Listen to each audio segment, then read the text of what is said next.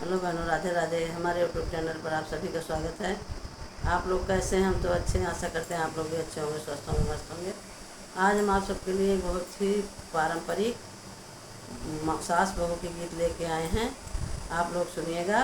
और एक देखिए कि एक बहू से परेशान होकर सास क्या कहती है और अपने पति से कह रही है। आप लोग सुनिए गीत के माध्यम से। अगर आप लोगों को गीत अच्छी लगी तो लाइक शेयर कमेंट द्वारा बताइएगा गीत कैसी लगी।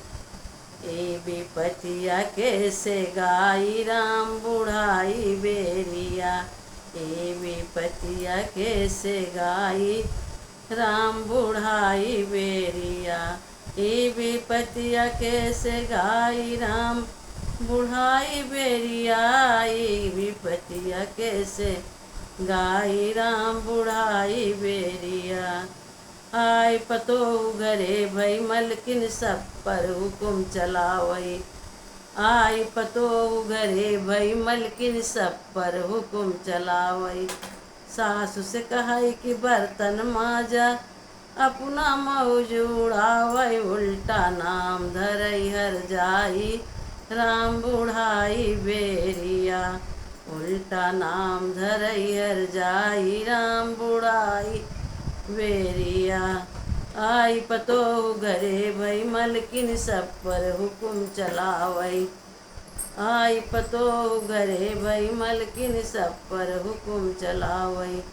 सासु से कहाई कि बर्तन माजा अपना मौज उड़ावई। उल्टा नाम धरई हर जाई राम बुढ़ाई बेरिया।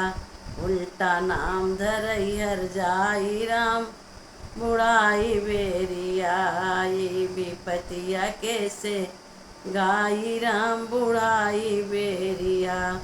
बुढ़ऊ काई सुना हो बूढ़ा दस्ते पंच बुलावा। बुढ़ऊ काई सुना हो बूढ़ा दस्ते पंच बुलावा। ओ नहीं से तू रोवा गावा आपन विपति सुनावा। वही दे हैं उनका समझाई राम बुढ़ाई बेरिया। वही दे हैं उनका समझाई राम बुढ़ाई बेरिया। बुढ़ऊ कहाई सुनाओ बूढ़ा दस्ते पंच बुलावा। बुढ़ऊ कहाई सुनाओ बूढ़ा दस्ते पंच बुलावा। ओ नहीं से तू रोवा गावा अपन विपति सुनावा। वही दई हैं उनका समझाई राम बुढ़ाई बेरिया। वही दई हैं उनका समझाई राम बुढ़ाई बेरिया। ए विपतिया कैसे गाई राम बुढ़ाई बेरिया।